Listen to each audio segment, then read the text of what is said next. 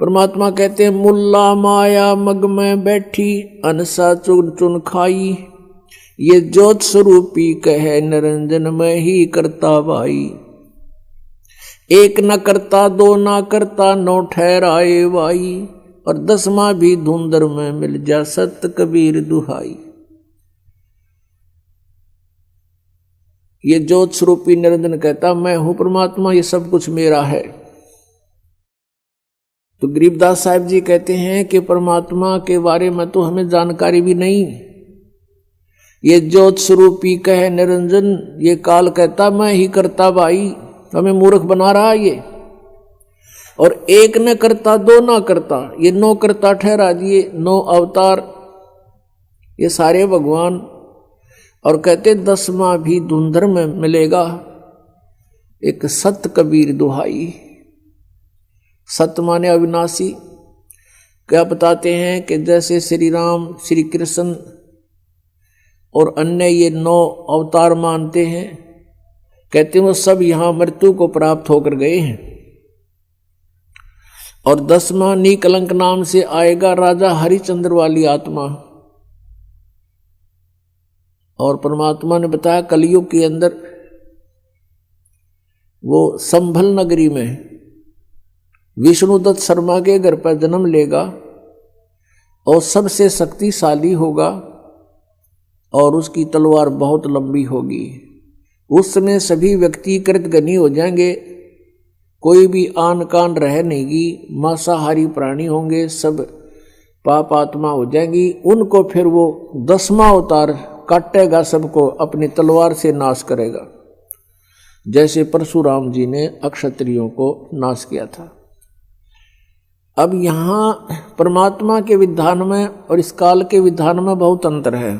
जिसमें प्राणी अकर्मी हो जाते हैं, अधर्मी हो जाते हैं, जैसे अक्षत्रिय लोग यानी राजा लोग और राजा के दरबारी लोग, ये अधर्मी हो गए थे, इनके कोई आन कान नहीं रही थी। उस समय काल प्रेरणा से परशुराम जी का जन्म हुआ। परशुराम जी ने फिर उन दुष्टों को सबको काटा, मार डाला। अब ये विधान है इस काल का कि निकम्मों को ऐसे सेट करना है, और परमात्मा का विधान है कि किसी बुरी आत्मा हो, अब वो अज्ञान से बुरी होगी और इस तत्व ज्ञान से वो ठीक हो जाएगी।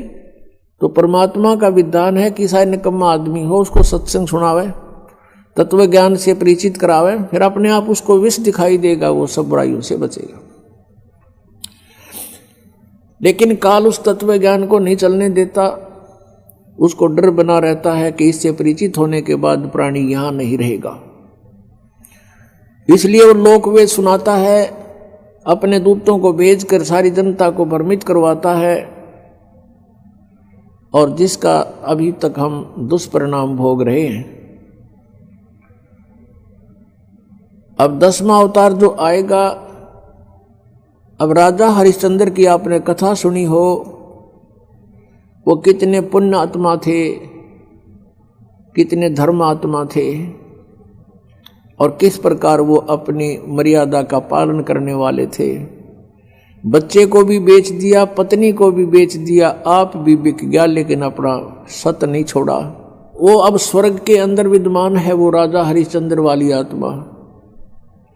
कुछ पुनों को तो वहां नाश करवा दिया उसका स्वर्ग में, और फिर उसको श्रृंगार कर भेजेगा, 10वां अवतार बनाओगा, और उसकी के ड्यूटी लाओगा काल के इन सब को काट दे, जितने भी प्राणी बकवादी हो गए उस टाइम, एंड ऑफ द कलयुग। अब वो आवेगा, सबको काटेगा, मार डालेगा, जो निकम्मे अच्छी आत्माओं को छोड़ देगा। उस समय जिनमें जरा सी भी धार्मिकता शेष होगी उनको नहीं मारेगा।